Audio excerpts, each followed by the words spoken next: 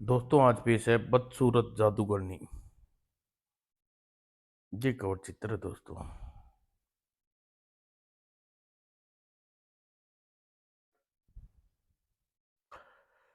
राजमहल का परियंत्र, चंद्र केतु और मलिका और करनी का फल। मैं आपने पढ़ लिया, नहीं पढ़ी हो तो आगे ही डाल रखिए दोस्तों।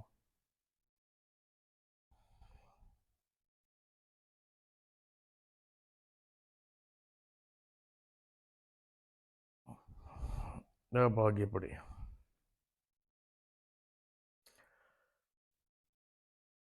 किरणगढ़ राज्य में पहुंचकर एक सराय में पहुंचे। हम हमें एक दिन ठहरने के लिए कमरा चाहिए। कमरा मिल जाएगा, लेकिन कमरे में किराए के रूम में तुम्हें 2 स्वर्ण मुद्राएं देनी होंगी। मंजूर है। सराय की मालकिन को चंद्रकेतु ने 2 स्वर्ण मुद्राएं दी।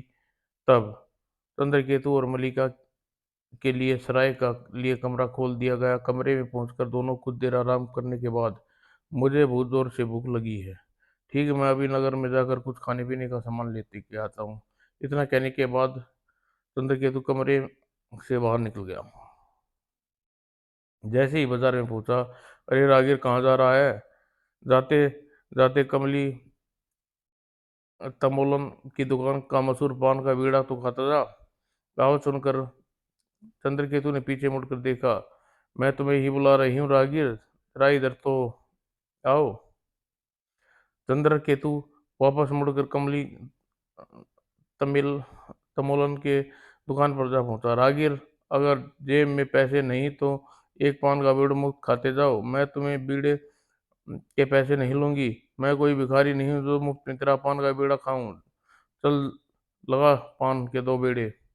कमलिता कमली तमोलन पान लगाने लगी। अगर इस नौजवान को अपने वश में कर लूं तो ठीक रहेगा। इसको अपने वश में करने के पश्चात इस इसे विवाह करने के लिए मजबूर कर दूंगी। मैंने आज तक इतना सुंदर नौजवान नहीं देखा। दरअसल कमलिता मलिन ने एक जादूगरनी थी। वह अपने लोगों को पान अपने जादू में फंसाकर उन्हें मार कर खा जाया करती थी। कमली तमोलन ने बीड़े लगाकर चंद्रकेतु की ओर बढ़ाया। लो, बीड़े तैयार हैं। जैसे ही चंद्रकेतु ने पान के बीड़े को लेने के लिए हाथ आगे बढ़ाया, अरे अरे, यह क्या करती हो? हाथ छोड़ो मेरा। यह हाथ मैंने छुड़ाने के लिए नहीं पकड़ा। फिर इससे पहले चंद्रकेतु को समझ पाता, अरे यह क्या कर रही हो,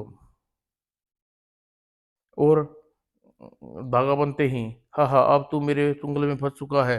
अब तुझे मेरे जाल से कोई नहीं निकाल सकता। फिर कमली ने दुकान के नीचे जाकर बकरा बने चंद्रकेतु के गले में रस्सी बांध दी। तभी, अरे, कोई मुझे इस जादूगरनी से बचाओ, मुझे बकरा बना दिया। ओह, तो इस प्रकार तो यह बकरा मुझे पकड़वा देगा। अतः मुझे इसका मुंह भी बांध देना चाहिए। और कमली ने बकरी के मुंह में रस्सी बांध दी। बकरा बना चंद्रकेतु बुरी तरह परेशान हो उठा। यह मैं किस मुसीबत में फंस गया? सराय में मलिका मेरी राहत देख रही होगी। अब मैं क्या करूं? उधर सराय में चंद्रकेतु को सराय में है गए काफी समय बीत गया। चंद्रकेतु अभी तक खाना लेकर वापस नहीं लौटा। कहीं सराय का रास्ता तो नहीं भूल गया। मुझे नगर में जाकर चंद्रकेतु की खोज करनी चाहिए। यह सोचकर मलिका अपने कमरे से बाहर निकल आई।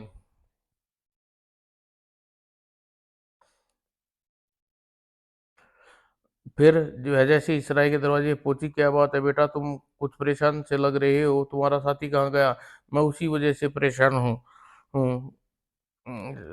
मैं कई घंटे पहले खाना लेने के लिए बाजार की ओर गया था, अभी तक वापस नहीं लौटा। अरे बेटा, तू ऐसे घबरा रहा है जैसे लड़कियां लड़कियां घबराती है। अरे तेरा साथी कोई बच्चा थोड़ी है जो सराय का राह भूल गया होगा। हो सकता है बाजार उसे जाने में पहचाना कोई व्यक्ति मिल गया हो। नहीं नहीं, नहीं हो सकता। मुझे ढूंढने उसे जाना ही पड़ेगा। इतना कहकर मल्लिका सराय से बाहर निकल गई।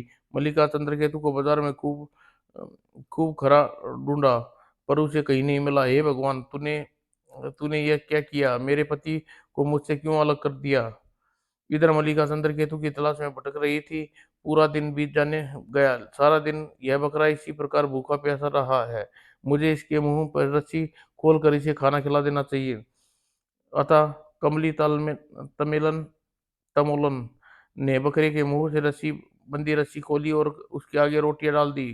चंद्रकेतु भूखा था अतः उसे बिना कुछ बोले ही रोटियां खाने लगा। अभी चंद्रकेतु रोटियां खा रहा था कि मल्लिका उसे ढूंढती हुई उधर से आ गई। उसे देखकर चंद्रकेतु ने रोटियां खानी छोड़ उसे आवाज दी, मल्लिका मल्लिका, मैं यहाँ हूँ मल्लिका। ओह, इसका मुंह फिर खोलकर मैंने ठीक नहीं किया। कमली ने आव देखा न था और झटपट बकरे के मुंह पर रस्सी लपेट दी। इधर अपना नाम सुनकर मल्लिका चारों ओर घूमकर देखा। आवाज तो चंद्रकेतु की ही थी, किंतु आवाज देकर कहाँ छिप गया। कहाँ किसी संकट में तो नहीं है। मुझे इसी स्त्री के पास चलकर मालूम करना चाहिए। क्या पता चंद्रकेतु को देखा हो। बहन, अभी अभी मेरे को एक किसी साथी ने मुझे आवाज दी थी, तुमने उस यहाँ आसपास कहीं देखा? मुझे भ्रम तुम्हें भ्रम हुआ वो है भाई, यहाँ तो मेरे और इस बकरे के अलावा कोई नहीं है। कमली की बात सुनकर मल्लिका बहुत निराशा हुई। वह परेशान से आगे बढ़ गई और कुछ देर बाद हाथ थक कर वह वापस सराय में लौट गई। अब मैं क्या करूं? चंद्रकेतु इस सराय में अकेला छोड़कर अपने देश जा नहीं सकती, अतः मुझे इसी नगर में रहकर चंद्रकेतु की तलाश करनी चाहिए। क्या पता तलाश में सफल हो जाए, मेरी तलाश सफल हो जाए। अतः मल्लिका उसी सराय में रहने लगी। वह प्रतिदिन चंद्रकेतु की खोज में जाती, रात होने पर निराश होकर लौट आती। अब मेरे पास ज्यादा धन समाप्त हो गया है, सारा धन समाप्त हो गया है, अब गुजारा कैसे होगा? मुझे राज दरबार में जाकर यहाँ राजा के यहाँ कोई नौकरी मांगनी चाहिए। और मल्लिका दूसरे दिन किरणगढ़ के राजा कुंदन शाह के दरबार में पहुंची। कहो युग, तुम्हारी क्या फरियाद है? महाराज, मैं बेरोजगार हूँ, मुझे यहाँ नौकरी करवा आपके यहाँ नौकरी करना चाहता हूँ। तुम्हें नौकरी चाहिए, ठीक है, तुम्हें अपनी सेना में शामिल करते हैं। महाराज की जय हो। तन मन धन से सेवा में राजा की सेवा करूंगा। इस प्रकार मल्लिका राज्य सैनिक बनकर राजा कुंदन शाह की सेना में कार्य करने लगी। एक दिन जब वह किसी कार्यवश महल में थी, अरे चंपा, यह सजीला युग कौन है? अभी पता लगा के आती हूँ राजकुमारी जी। युग, तुम कौन हो और तुम्हारा नाम क्या है? मैं महाराज कुंदन सिंह की सेना में सैनिक हूँ और मेरा नाम मल्लिकार्जुन है। मल्लिका का परिचय जानकर पाकर चंपा वापस राजकुमारी अलका के पास पहुंची और मल्लिका के बारे में बताया। क्या बात है राजकुमारी जी, आपने जब से मल्लिकार्जुन को देखा है तब से खोई खोई सी, कहीं आपको उससे प्रेम तो नहीं हो गया? आठ पगली क्या बकरी है। चंपा की दुत्कार राजकुमारी अलका के अपने कक्ष में लौटी। है, मुझे क्या हो गया है? मैं मल्लिकार्जुन के बारे में क्यों सोचने चली जा रही हूँ? कहीं ये सचमुच मुझे मल्लिकार्जुन से मोह तो नहीं हो गया है? चंपा शायद सच कह रही थी। अगर मल्लिकार्जुन से मेरा ब्याह हो जाए तो बहुत अच्छा हो। राजकुमारी अलका सोच विचार में डूबी हुई शयन कक्ष में लौटी हुई। अब उसके ख्यालों में मल्लिकार्जुन घूम रहा था। तभी वहां महारानी शारदा ने प्रवेश किया। अलका बेटी अलका, किन ख्यालों में गुम हो? राजकुमारी अलका महारानी की शारदा की कोई पुकार न सुनी, उसका कोई जवाब न दिया। न जाने राजकुमारी यह क्या हो गया है? मेरी पुकारने पर भी उसको कोई प्रभाव नहीं हुआ। जल्दी ही राजवैद्य को बुलाना चाहिए। महारानी ने परेशान सी शारदा के कक्ष से बाहर आई तो दृष्टि दासी चंपा पर पड़ी। चंपा, न जाने राजकुमारी को क्या हो गया, गुमसुम सी शैया पर लेटी हुई है। उसकी दिशा दशा की ओर एक ही दिशा की ओर देखे जा रही है। मुझे जिस बात का डर था वही बात हुई है। अवश्य ही राजकुमारी मल्लिकार्जुन के मोह मोह हो गया है। महारानी जी, यदि मुझे क्षमा का दान दे तो मैं राजकुमारी जी की इस अवस्था का कारण बता सकती हूँ। चंपा, तुम कुछ भी जानती हो तो हमें हमसे जल्दी कहो। महारानी जी, हमें जी अभी थोड़ी देर पहले राजकुमारी जी को कामा मल्लिकार्जुन मल्लिकार्जुन अर्जुन मल्लिकार्जुन नाम का एक सैनिक आपके महल में जाते हुए देखा था। उसके उन्हें देखकर तभी से उनकी ऐसी दशा है। ओह, तो यह बात है। हम तो कुछ और ही समझी थी। इसका मतलब यह हुआ राजकुमारी अलका को का विवाह योग्य हो गई है। में दुविधा में डूबी हुई महारानी वहां से चल पड़ी और राजा कुंदन शाह के पास पहुंची। लगता है महारानी आज किसी चिंता में डूबी है। आपने ठीक पहचाना महाराज। राजकुमारी मल्लिकार्जुन राजकुमारी अलका के बारे में चिंतित हूँ। क्यों, क्या हुआ? क्या हुआ? कुशलता तो है ना? म- महाराज, दासी चंपा ने मुझे बताया राजकुमारी अलका को मल्लिकार्जुन से को देखा है। अलका को देखा है और इस प्रकार महाराज ने सारी राजा को कुंदन शाह को बता दी सारी बात। ओह, तो यह बात है, बड़ी विचित्र बात बताई महारानी। अब आप ही सोचिए महाराज, इस अवस्था में हमें क्या करना चाहिए? महारानी सैनिक मल्लिकार्जुन बहुत ही आकर्षक व्यक्ति है का स्वामी है। जब श्याम उसे मैंने पहली बार देखा था तो देखता ही रह गया। उसे देखकर राजकुमारी की ऐसी अवस्था हो जाना सहज है। हम सोच हम सोचते हैं कि मल्लिका कार्जुन राजकुमारी अलका के लिए उचित वर होगा। हमारे कोई बेटा तो है नहीं महारानी, अतः हम राजकुमारी का विवाह के बाद मल्लिकार्जुन को यहाँ का राजा बना देंगे। यह आप क्या कह रहे हैं महाराज? कहीं राजकुमारी अलका ओ और कहाँ मल्लिकार्जुन? महारानी तुम महारानी, क्या तुम जानती हो राजकुमारी अलका कितनी जिद्दी है? अगर उसने ये मन में मल्लिकार्जुन के अपना पति मान लिया है तो हम किसी भी प्रकार उसके विचारों को नहीं बदल सकते। और फिर राजकुमारी को इतना अधिक स्नेह करते हैं कि उसकी इच्छा के विरुद्ध हम कोई भी कार्य न कर सके। तो चलिए महारानी, चलकर राजा राजकुमारी के विचार जान लेते हैं। अतः दोनों ही राजकुमारी अलका के कक्ष में पहुंचे। बेटी, आज हम तुम्हें एक अत्यंत नाजुक विषय में वार्तालाप करने आए हैं। आज्ञा दीजिए पिताजी महाराज। बेटी, अब तुम यहाँ योग्य हो गई है हमारी सेना में मल्लिकार्जुन नाम का एक सैनिक। हम तुम्हारा विवाह उससे करना चाहते हैं।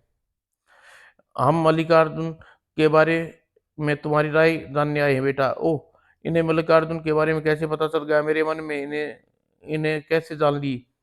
उसकी सोच में देख बेटी, तुम किस सोच में डूब गई हो? पिताजी महाराज, आप दोनों मेरे बारे में जो निर्णय लेंगे मैं जानती हूँ वह मेरे हित में ही होगा। इतना कहकर राजकुमारी शर्मा कर वहां से भाग गई। राजकुमारी को इस प्रकार शर्मा कर वो वहां से भाग जाने से साबित करता है कि मल्लिकार्जुन से ब्याह करना चाहती है। हम भी मल्लिकार्जुन को बुला के इस बारे में बातचीत करते हैं। और राजा कुंदन शाह ने तुरंत ही सेवक को भेजकर मल्लिकार्जुन के पास बुला भेजा। मल्लिकार्जुन, हम अपनी पुत्री का अलका का ब्याह तुमसे करना चाहते हैं। यह आप क्या कह रहे हैं महाराज? क्या हमारा प्रस्ताव तुम्हें अच्छा नहीं लगा मल्लिकार्जुन? नहीं महाराज, यह बात नहीं है। अब तो इन्हें कैसे बताऊं कि मैं पुरुष नहीं हूँ? भला स्त्री एक दूसरी स्त्री से कैसे ब्याह कर सकती है? फिर कुछ ही देर में मल्लिकार्जुन का जवाब दिया, महाराज, मैं राजकुमारी अलका से विवाह करने के लिए तैयार हूँ, पर विवाह हमारे खानदान की परंपरा के अनुसार होना चाहिए। हमें उस परंपरा के बारे में बताओ। महाराज, हमारे खानदान की यह रस्म है कि दुल्हन के विषय रस्म में दूल्हा विवाह में नहीं जाता है। दूल्हे की तलवार से ही दुल्हन का विवाह किया जाता है। हमें तुम्हारी शर्त मंजूर है मल्लिका अर्जुन। हम तुम्हारी हम तुम्हारी तलवार से राजकुमारी अलका का ब्याह कर देंगे। और राजा के जवाब में मल्लिकार्जुन परेशान हो उठी। वो सराय में वापस लौट गई। चंद्रकेतु का कुछ पता नहीं चला। इस यह आखिर क्या बला सिर पर आ पड़ी है? मैं यह किस मुसीबत में फंस गई हूँ? और उधर राजा कुंदन शाह के दरबार में राजकुमारी अलका से विवाह का मुहूर्त निकलवाया और मल्लिकार्जुन का सूचना दे दी। अतः विवाह वाले दिन, लीजिए महाराज, यह मेरी तलवार, आप इस तलवार के साथ राजकुमारी अलका की भावरें पड़वा दीजिए। और फिर तलवार के साथ राजकुमारी अलका का विवाह हो गया। और रात्रि को जब मल्लिका अर्जुन अलका के कक्ष में पहुंची, रा, राजकुमारी अलका, आज तुम मेरी पत्नी हो, तो आज तुम्हें एक महत्वपूर्ण बात बताने जा रही हूँ। आज्ञा दीजिए स्वामी। हमारे खानदान की रस्म के अनुसार एक वर्ष तक हम तुम्हें अलग रहना होगा। ध्यान रहे, इस बात को किसी का पता न चलना चाहिए। आप आपके लिए मैं एक वर्ष तो क्या, जन्म जन्मांत तक प्रतीक्षा कर सकती हूँ स्वामी। हमें तुमसे यही आशा थी। ऐसे ही उत्तर की आशा थी अलका। जाओ विश्राम करो, जो आज्ञा स्वामी।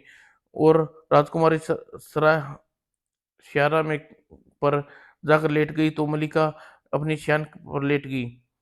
उसी रात मल्लिका को सपना देखा, बेटा बेटी मैं तुम्हें दुखी देखकर बहुत तेरा दुख दूर करने आया हूँ। भगवान मेरा पति मुझसे बिछुड़ गया है, दया करके मेरे मेरे पति को मुझसे मिलवा दो। मेरी बात ध्यान से सुनो, तुम मेरे राज्य में सारे सारे निवासियों को एक विशाल भोज भोज भेज दो।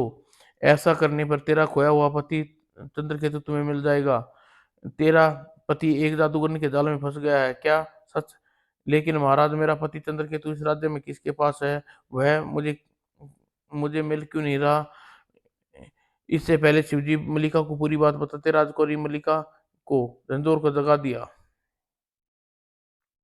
मल्लिका को जागते ही अलका ने पूछा, अलका आप अलका तुमने मुझे जगाया, ऐसा करके तुमने मेरा बहुत अहित किया। स्वामी मुझे क्षमा करना। सहसा मेरी आंख खुली तो मैंने देखा आप नींद में कुछ बड़बड़ा रहे थे। आप बार-बार किसी चंद्रकेतु के नाम बार-बार ले रहे थे। मैंने सोचा कि आपको उठाकर पूछना चाहिए, आप क्यों बड़बड़ा रहे थे? ओह! अलका तुमने जो कुछ भी किया ठीक नहीं किया है। मल्लिका परेशान हो सिकुड़ शैया कक्ष में लेट गई। दूसरे दिन सुबह होते ही पिताजी महाराज एक विशाल भोज देना चाहता हूँ। इस भोज में किरणगढ़ के राज्य के प्रत्येक निवासी को निमंत्रित होना चाहिए। यह यह कौन-सा भारी काम है बेटा, मैं आज ही सारे राज्य में भोज का ढिंढोरा पिटवा देता हूँ। तुम फ़िक्र न करो बेटा, हम ऐसा ही करेंगे। पिताजी महाराज, आप नगर के सारे लोगों के नामों की सूची बनवा दीजिए ताकि भोज में कोई आने से न रह ना जाए। अगर ऐसा हुआ तो भोज अधूरा रह जाएगा। परंतु तुरंत ही किरणगढ़ राज्य में निवासियों के नाम सूची बना दी गई और राज्य के समस्त लोगों को भोज में सूचना दी गई। उधर कमली तमोलन हर रोज बकरे मणिचंद्र केतु को एक ही सवाल करती, क्या तुम्हें मेरे से ब्याह करोगे? नहीं भला मैं तुमसे निर्दयी जैसी स्त्री से कौन ब्याह करेगा? याद रखना, अगर तुमने मुझसे ब्याह नहीं करने को राजी नहीं हुआ है तो तुम्हें जब जब तक मैं तुम्हें बकरा बनाए रखूंगी। मैं मुझे बकरा बनकर रहना मंजूर है, तुमसे तुमसे ब्याह करना नहीं।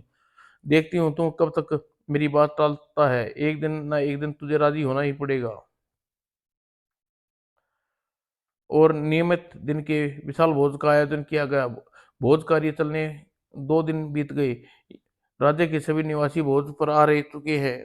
चंद्रकेतु अभी तक भोज नहीं आया। क्या मेरा प्रयास व्यर्थ जाएगा? मेरा सपना अधूरा झूठा रह जाएगा? तीसरे दिन कुंदन शाह मंत्री से बोले, मंत्री नमो जी, नामों की सूची देखकर बताओ कि भोज में आने के कौन-कौन लोग रह गए हैं। जी महाराज, मैं अभी देखकर बताता हूँ। मंत्री ने सूची देखकर बताया, महाराज कमली तमोलन अभी तक भोज में नहीं आई है। उसी के अलावा राज्य के सभी निवासी भोज में उपस्थित होकर भोजन ग्रहण कर चुके हैं। महामंत्री जी, क्या कमली तमोलन के पास भोज में शामिल होने के लिए सूचना नहीं भिजवाई? महाराज उसके पास भी सूचना भेजी गई थी लेकिन उसने भोज में आने से इनकार कर दिया था। उसकी उसकी इनकार करने की हिम्मत कैसे हुई? जाओ सैनिकों को भेजकर उसे पकड़ कर यहाँ ले आओ। जो आज्ञा महाराज। वो सैनिक कमली तमोलन के पास पहुंचे।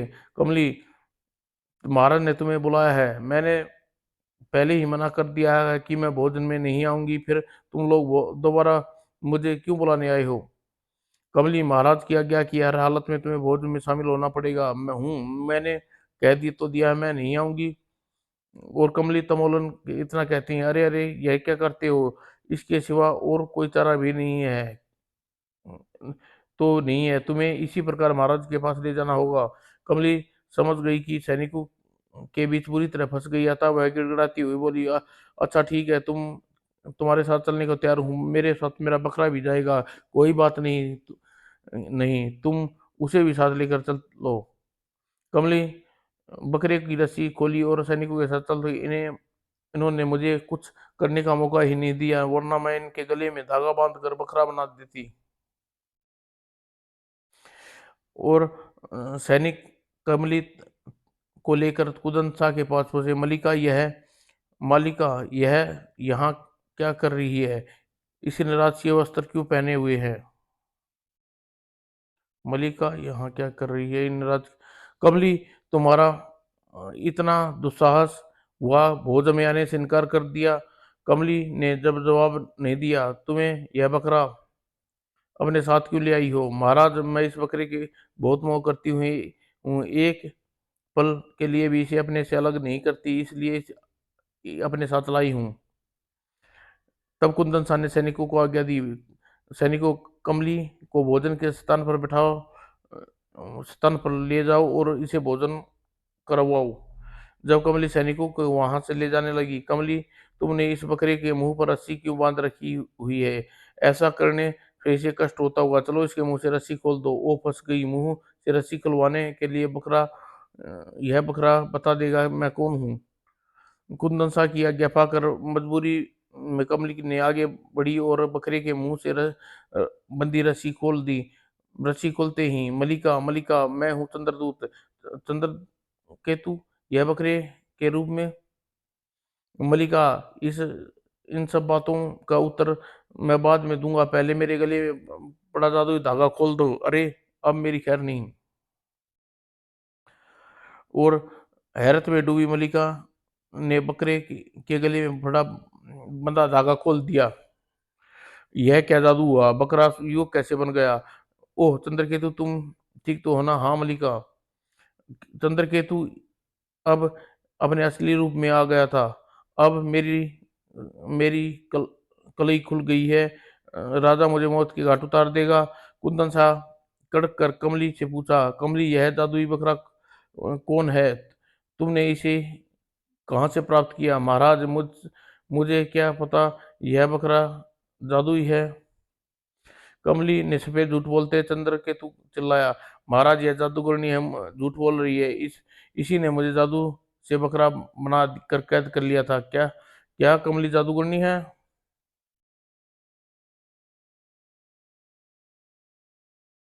महाराज, यह मनुष्य के गले में धागा बांध कर उसे बकरा बनाती है, जादू बनाने का जादू जानती है। इसने मेरी आंखों के सामने कई बकरों को मनुष्य को मारकर उनका रक्त पिया है।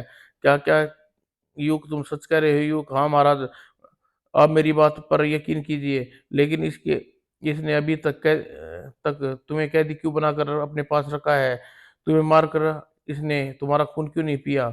महाराज, कमली मुझसे ब्याह करना चाहती थी, इस कारण, इसी आशा में इसने एक एक एक न एक दिन इसकी कैद में तंग आकर मैं इसके साथ ब्याह करने को तैयार हो जाऊंगा। ओह, यह जादूगरनी तुमसे ब्याह करना चाहती थी? कुदरत शाह के अपने सैनिकों को हुक्म दिया, इस जादूगरनी को तुरंत यहाँ से ले जाओ और इसका सर धड़ से अलग कर दो। राजा का आदेश पाते ही सैनिक कमली को वहां से ले गए। मलिका, अर्जुन, बेटे, हम, मुझे खेद है, तुम्हारे भोज का अभियान अधूरा रह गया। अब उसकी कोई जरूरत नहीं रह गई है। मैंने सब चंद्रकेतु को ढूंढ निकालने के लिए किया था।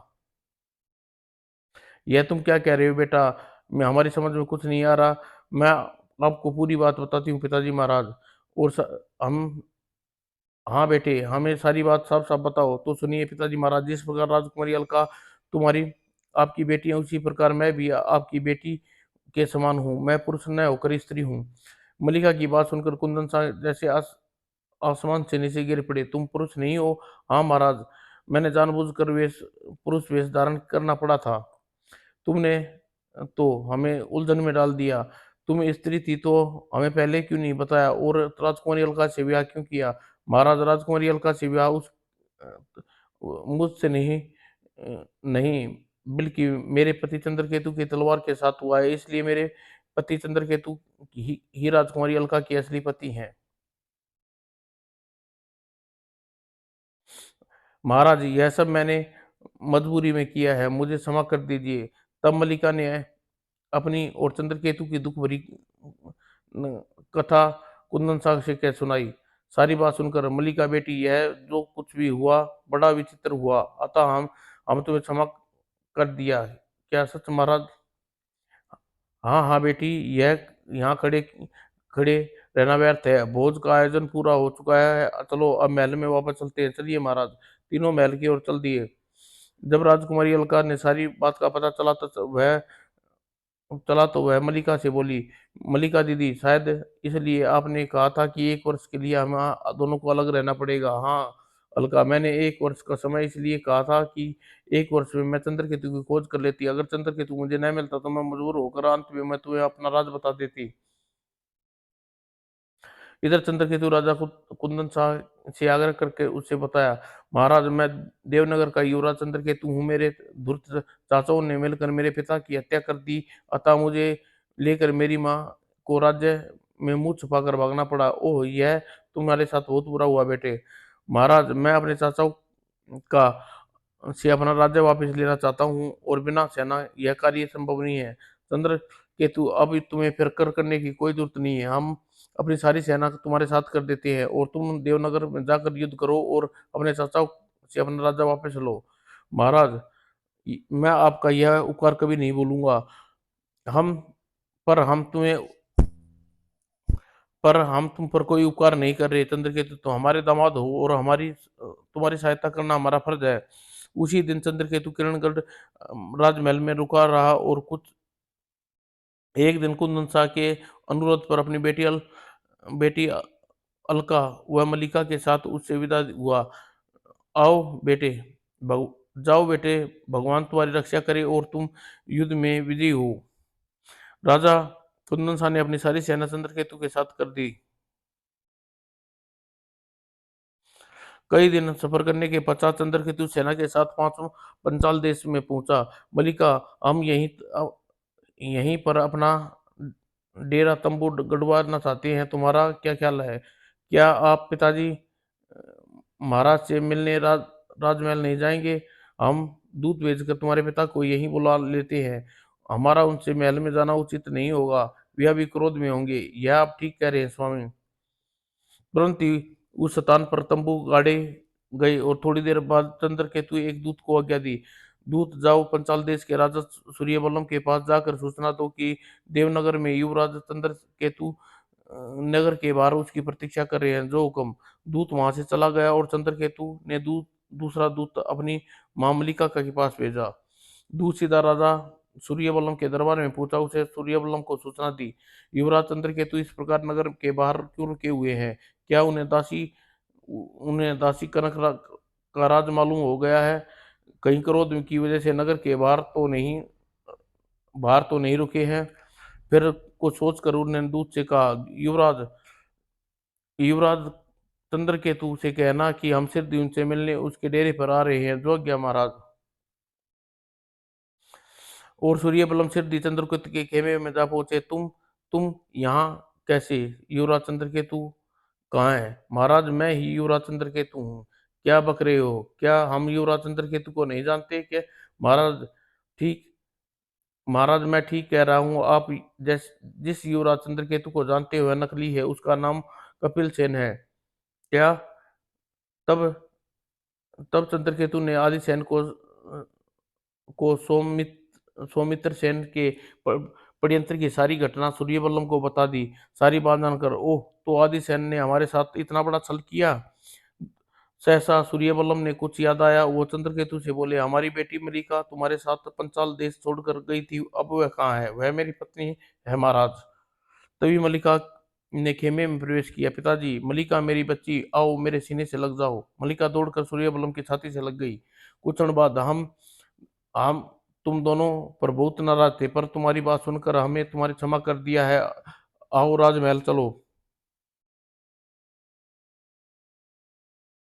तब चंद्रकेतु ने दूसरे विवाह के बारे में बताते हुए सूर्यबलम से कहा, महाराज पूरी सेना हमारे साथ है। मैं यही से देवकर और प्रस्थान करना चाहता हूँ। मुझे अपने चाचाओं से अपना राज्य वापस लेना है। इस कार्य में मैं तुम्हें पूरा सहयोग दूंगा।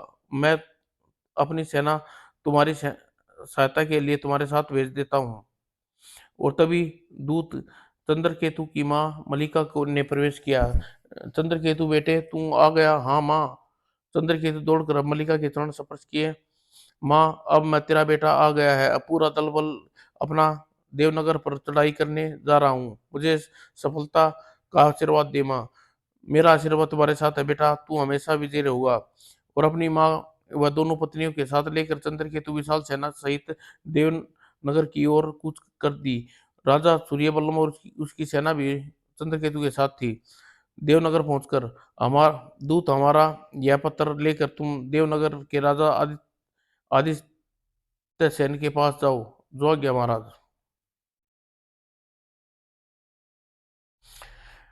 दूत पत्र लेकर आदित्य सेन के दरबार में पहुंचा और पत्र पत्र आदित्य सेन को दे दिया। आदित्य सेन, बहुत दिन तुम्हें देवनगर में अधिविकृत राज कर लिया, अब तुम्हें यह राज्य वापस लौटाना पड़ेगा बिना युद्ध के। अगर तुम राज्य मुझे लौटा दो तो ठीक रहेगा, वरना यहाँ खून की नदियां बहा दूंगा। स्वर्गीय राजा विराट सेन का पुत्र चंद्रकेतु, तुम्हारा काल चंद्रकेतु। पत्र पढ़कर आदि सेन चौंक पड़ा और चौंकते देख पास बैठे सौमित्र सेन ने उससे पूछा, क्या बात है भैया, पत्र पढ़कर आप चौंके क्यों?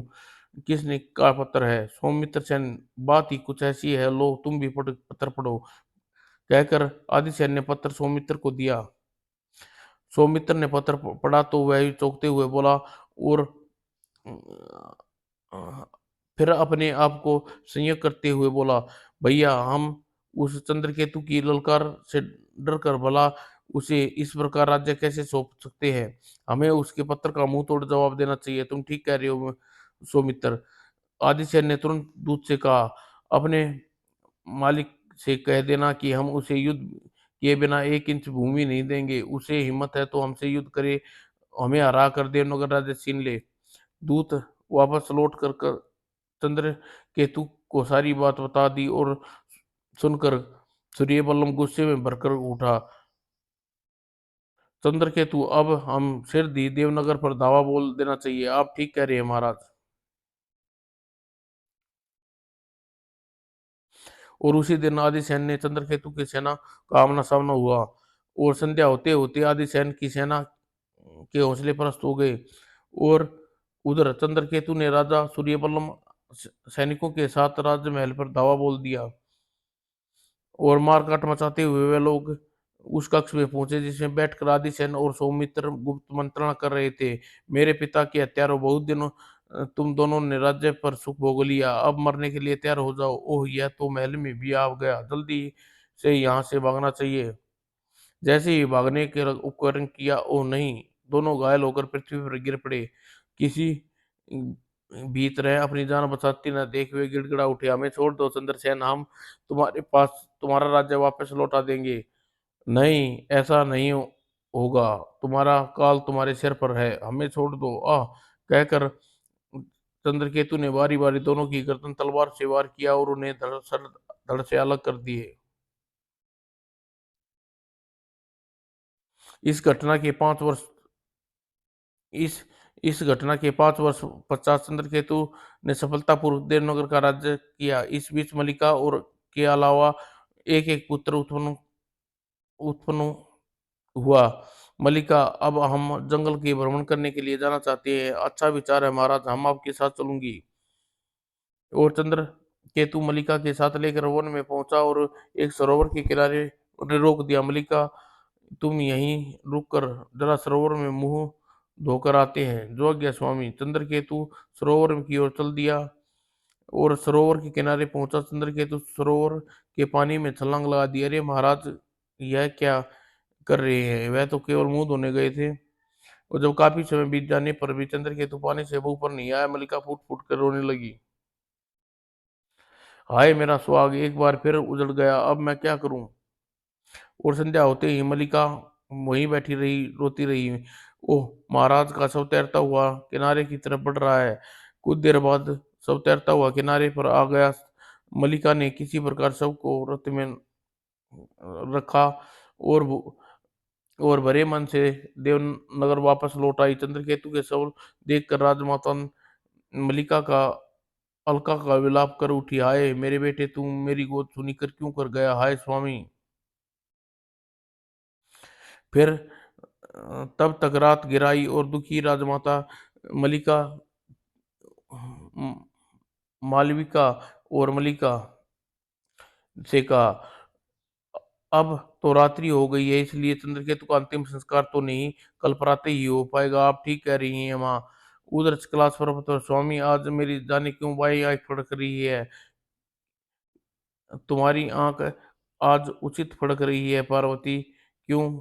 शायद तुम्हें याद है, तुम्हारे कहने पर आज ने संतान राजा को संतान का वर दिया था। तब वासुकी के पुत्र नागेश ने राजा का पुत्र बनकर उसके यहाँ जन्म लिया। आज उसी चंद्रकेतु को अपना शरीर त्याग कर वापस नागलोक चला गया है। ओह! तो यह बात है।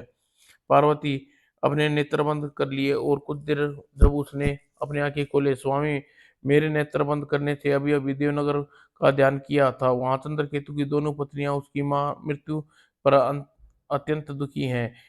इसमें हम क्या कर सकते हैं पार्वती? एक न एक दिन तो चंद्रकेतु को नागलोक वापस लौटना ही था। ऐसा न कहिए नाथ, आप इस इसी समय देवनगर जाइए और चंद्रकेतु को पुनर्जीवन दान देने के लिए कुछ न कुछ कीजिए। मुझे उन लोगों का दुःख देखा नहीं जा रहा। अब मैं वहाँ अब मैं वहाँ नहीं जाऊँगा पार्वती। तब शिवजी ने यह बात बताई। पार्वती उठकर बैठ गई और यह देखकर पार्वती हट के आगे मेरी एक न चलती है। अब तुम गुस्सा छोड़ो, मैं देवनगर जाकर चंद्रकेतु को पुनर्जीवित होने के बारे में कुछ उपाय करता हूँ। आप बड़े अच्छे हैं नाथ, जाइए जल्दी चंद्र देवनगर जाइए। उस समय का भोर होने वाली थी जब साधु का वेश धरकर शिवजी देवनगर के राजमहल में द्वार पर प्रवेश किया। अलख निरंजन बच्चा, हम राजमाता मालविका से मिलना चाहते हैं। महाराज इस समय तो आपसे नहीं मिल सकती। कल उसके पुत्र राजा चंद्रकेतु का निधन हो गया है। हम चंद्रकेतु के बारे में ही उससे मिलना चाहते हैं। आप जाकर उन्हें हमारे आने की सूचना भेज दो। आप जिद कर रहे हैं, मैं उन्हें जाकर सूचना दे के आता हूँ, कहकर पहरेदार अंदर चला गया। कुछ देर बाद राजमाता साधु मालविका साधु के सामने थी। राजमाता, मैं महाराज चंद्रकेतु के विषय में आपसे कुछ वार्तालाप करना चाहता हूँ। कैसा वार्ता महात्मा मन? जब तब साधु ने चंद्रकेतु के जन्म से लेकर मृत्यु तक की सारी बात राजमाता को बता दी। सारी बात जानने पर बोलने सारी बात बताने पर वह बोले, राजमाता अब आपको 1 माह तक सर्प यज्ञ करना होगा, तब सर्पों का दूध पिलाना होगा। जब तक 1 माह बाद सर्पों का राजा वासुकी दूध पीने पाताललोक से पृथ्वी पर आएंगे, तो तुम्हें उनसे चंद्रकेतु के जीवन जीवन को पुनः मांग सकती हो। मैं ऐसा ही करूंगी महात्मन। लेकिन मेरी एक बात ध्यान रखना राजमाता, जब नागराज वासुकी दूध पीने आए तो उससे दूध में थोड़ा सा नमक मिला देना। नमक मिला दूध पीने के पश्चात नमक नमक का हक अवश्य अदा करेंगे। ठीक है महात्मा। मल्लिका को यह सब बताकर साधु महाराज वहां से चले गए। मल्लिका ने उसी समय नाग चंद्रकेतु के शव पर ऐसा लेप करवाया जिससे शव 1 माह तक रखा जा रहने पर भी खराब ना हो। तब सर्प यज्ञ प्रारंभ हो गया और सांप को दूध पिलाया जाने लगा। 1 माह तक यह कार्य चलता रहा। 1 माह के अंतिम दिन आज महाराज वासुकी दूध पीने आएंगे। हमें उसके दूध में कथा अनुसार नमक मिला देना चाहिए। और महारानी मल्लिका ने दूध में कटोरे में नमक मिला दिया। जब नागराज वासुकी दूध पी चुके थे, ओह! इस दूध में तो नमक मिला हुआ है। यह दूध मुझे नहीं पीना चाहिए था। तभी राजमाता मल्लिका सामने हाथ जोड़कर खड़ी हुई कि राजमाता, तुमने नमक मिलाकर हमें अपना ऋणी बना लिया। मांगो, क्या मांगना चाहती हो? नागराज, मुझे चंद्रकेतु के प्राण वापस चाहिए। यह क्या यह नहीं हो सकता राजमाता। शिवजी महाराज के कहने पर 2 बार आपके पुत्र नागेश चंद्रकेतु के रूप में पृथ्वी पर भेज चुके हैं। वह पुनः चंद्रकेतु बनकर पृथ्वी पर नहीं आ सकता। सोच लीजिए नागराज, आपने हमारा नमक खाया है, नमक का हक अदा नहीं करेंगे? तुमने तो हमें बड़ी उलझन में डाल दिया है राजमाता। वचन पूरा नहीं करते तो अपनी आन से गिरते हैं, वचन पूरा करते हैं तो पुत्र पुत्र के बिछुड़ते हैं। नागराज चंद्रकेतु बिना मेरी दुनिया अंधेरी है। उसकी मौत मेरी मौत है। कृपा करके माँ के दर्द को समझ लीजिए। और हार कर नागराज राजमाता वासुका से कहा राजमाता मालविका से कहा, राजमाता नागेश हमारा इकलौता पुत्र है। अगर हम अपने वचन निभाने के लिए उसको चंद्रकेतु के रूप में पृथ्वी पर भेज दूंगा तो पतालोक में भी उसकी पत्नी नगीना उसका वियोग कैसे सहन करेगी? आप नगीना को भी चंद्रकेतु के साथ पृथ्वी पर भेज दीजिए। मल्लिका और मलिका और अलका के साथ वह भी इसी अ, उसे अपनी बहू बना लूंगी।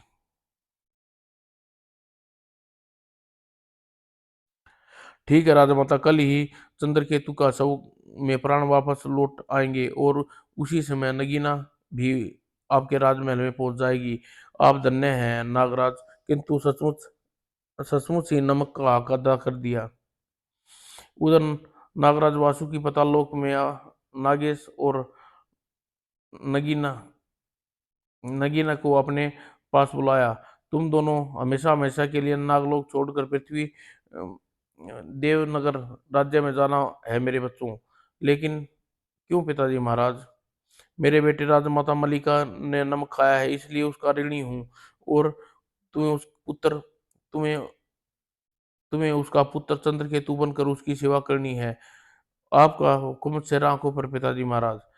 और नागराज और नगीना से कहा, बेटी नगीना, नागेश के बिना तुम पाताल लोक में रहकर क्या करोगी, इसलिए तुम्हें भी नागेश की पत्नी बनकर पृथ्वी पर जाना है। लेकिन पिताजी महाराज, मैं नगीना के रूप में पृथ्वी पर नागेश की पत्नी बनकर कैसे रह सकती हूँ? मेरी बात ध्यान से सुनो नगीना, आज से प्रेमगढ़ राज्य की सपना नाम की युवती ए नदी में डूबकर मृत्यु हो गई। उसके शव अभी भी नदी में तैर रहा है। तुम पृथ्वी पर जाकर मृत सपना के शरीर में प्रवेश कर जाओ। तुम्हें देवनगर में नागेश की पत्नी बनकर रह सकती हो। अतः नगीना उसी समय नगीना योनि से छोड़कर पृथ्वी पर चली गई। और उसके बाद नागेश भी सर्प का शरीर त्याग कर पृथ्वी पर चला गया। और भरे हृदय से नागराज वासुकी ने नागेश और नगीना के मृत शरीर को अग्नि में समर्पित कर दिया। मेरे बच्चे, तुम युग युगों तक पृथ्वी पर आनंद पूर्वक जीवन व्यतीत करो, यही मेरी दुआ है। और मृत चंद्र केतु के शरीर और नागेश की आत्मा प्रवेश कर दिया तो जीवंत हो गया। और नगीना की आत्मा ने भी यह सपना के शरीर में प्रवेश कर लिया और वह नगीना बनकर देवनगर राजमहल में आ गई। राजमाता मलिका ने चंद्र केतु और नगीना को छाती से लगा लिया। समाप्त दोस्तों।